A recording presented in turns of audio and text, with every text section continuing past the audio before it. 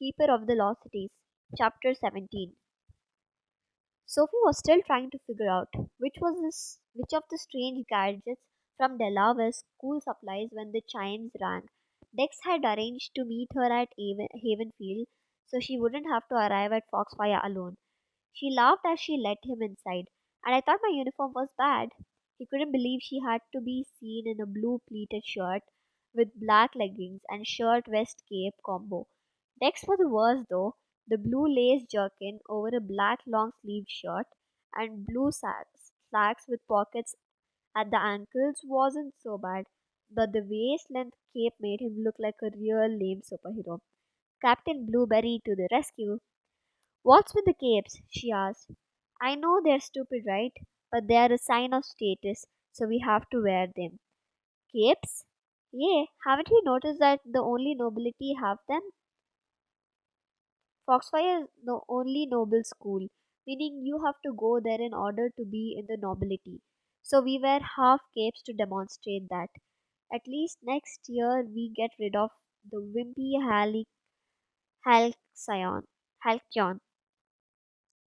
He pulled on the blue jeweled bird that clasped the cape against his neck.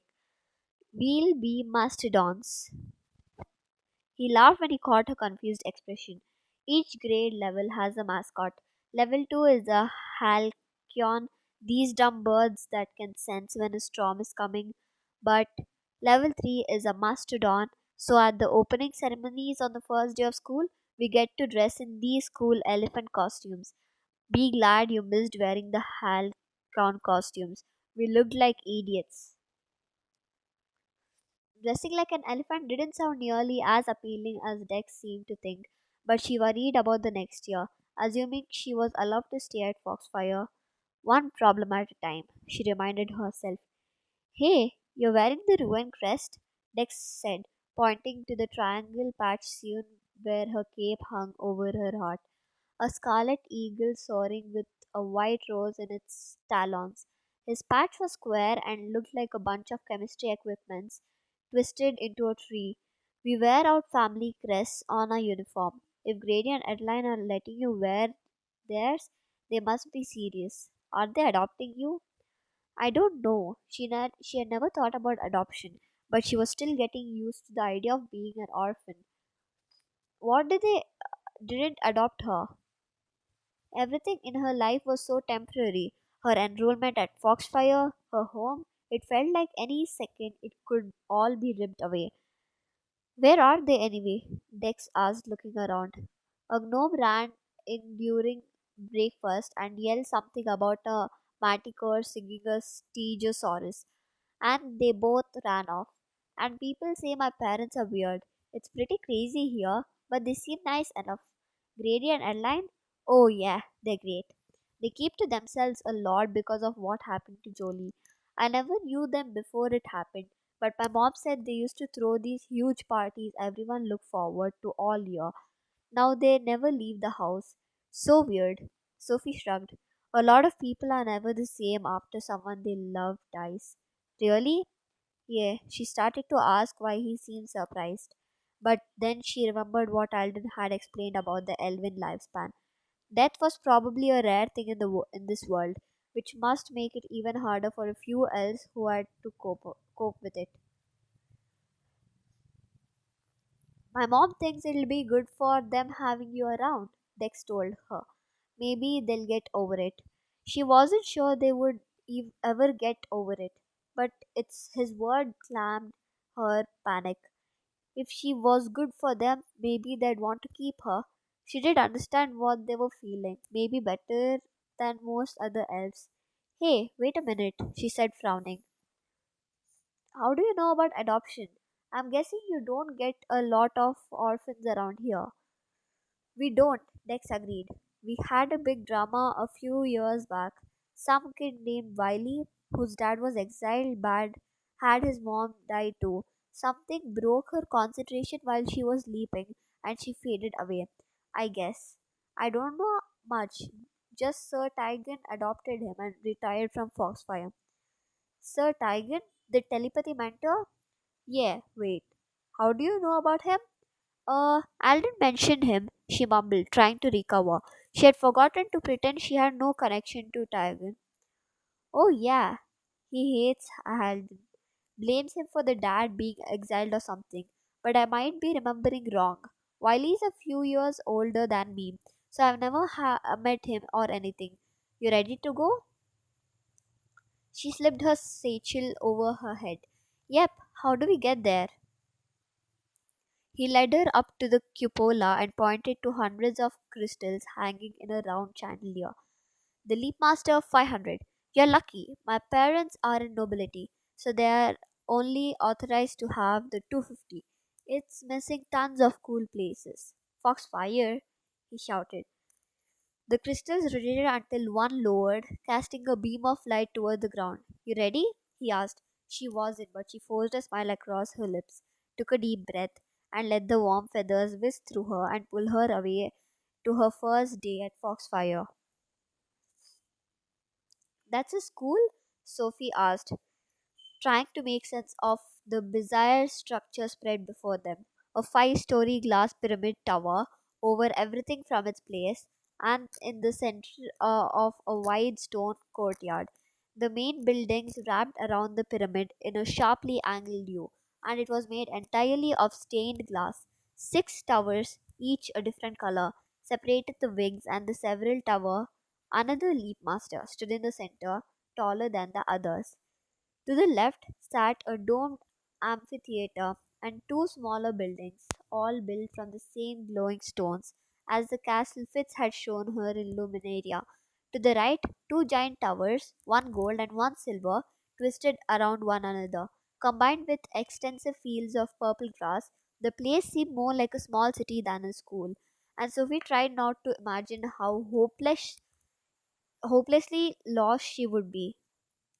Dex led her into the bottom floor of the glass pyramid, which was packed with prodigies in uniform the same color as the building 6 towers. All hope to finding Fitz faded when she saw the chaos, and Sophie ducked behind Dex, hoping no one would notice her. What are we doing here? She leaned in and whispered. Every morning starts with orientation. It's no big deal. Dame Alina, a principal, just reads off any announcements while they take attendance. How can they take attendance with these many people? He pulled his registry pendant out from his under his collar. They track us with these. Thousands of bells chimed an intricate peal, and everyone faced the far wall, which now showed a close up of Dame Alina, a stunning beauty with porcelain skin and fragile feathers. She smothered her caramel colored hair and pursued her lips. Good morning, prodigies. First and foremost, whoever put record in my desk over the weekend will. Is that funny? She snapped as everyone cracked up and her eyes narrowed. Mark my words, whoever it was will be punished to the fullest extent of my abilities. She let the thread dangle before she continued. Last week we had 14 prodigies detect special abilities. A new record. She clapped and everyone joined her. And last but not the least, where is she? Ah, there. A spotlight focused on Sophie. Everyone, please welcome Sophie Foster, a level 2 prodigy, starting her first day at Foxfire. Every eye turned to look at Sophie. Her name hissed around the room like a viper's nest. Sophie. Dame Alina cleared her throat. Is that how we welcome someone? A second of silence passed before everyone clapped. Sophie looked around for a hole she could crawl into. That's better, Dame Alina said. That concludes today's announcement. Have a wonderful day. Everyone applauded as Dame Alina flashed a brilliant smile and blinked off the screen. They, then all eyes returned to Sophie. The whispering started again. Get me out of here, she begged Dex. He laughed and led her out of the nearest exit. I can't believe that just happened. It's not a big deal. She had to force them to clap Dex. She buried her face in her hands. Everyone was just surprised. We have never had a prodigy start in the middle of the year. She groaned. Why did she have to be the exception to everything? Just relax. You'll be fine. Come on. He led her into the main building, which was divided into six different wings by the tower, one wing for each lower grade level.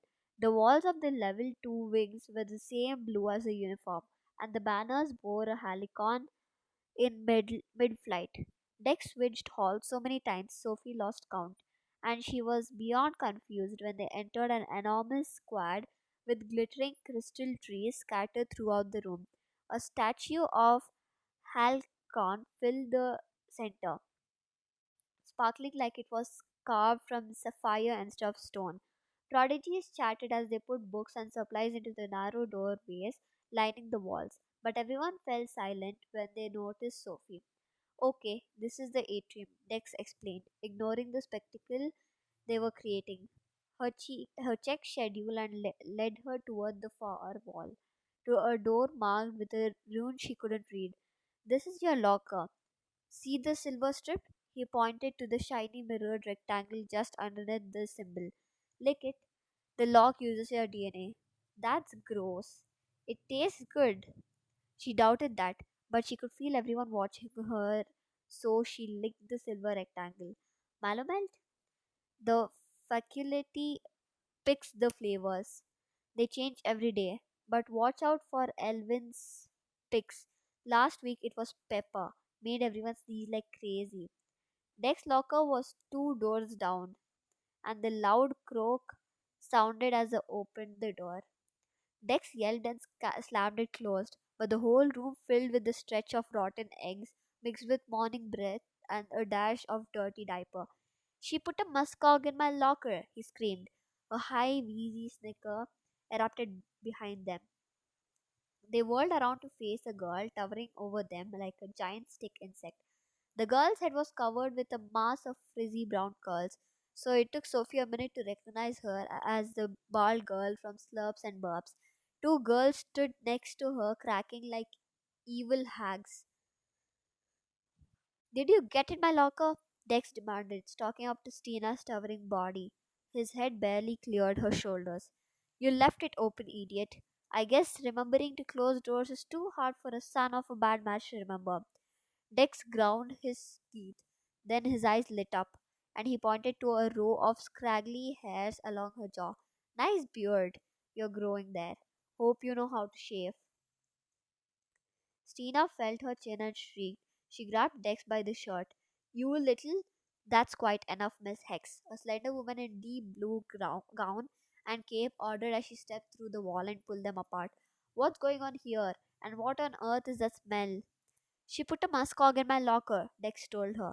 He put balding serum in my lushberry juice on Friday, Stina retorted. The woman shook her head, her long raven hair swishing behind her. Such behavior? And in front of a new prodigy? Her almond shaped eyes darted to Sophie. I'm sorry you have to see this, my dear. You just walked through a wall, was all Sophie could think to say. Phases do that sometimes. She turned back to Dex and Stina. You two should be ashamed of yourself. Apologize. Dex scowled. Stina glared, but they both mumbled. Sorry.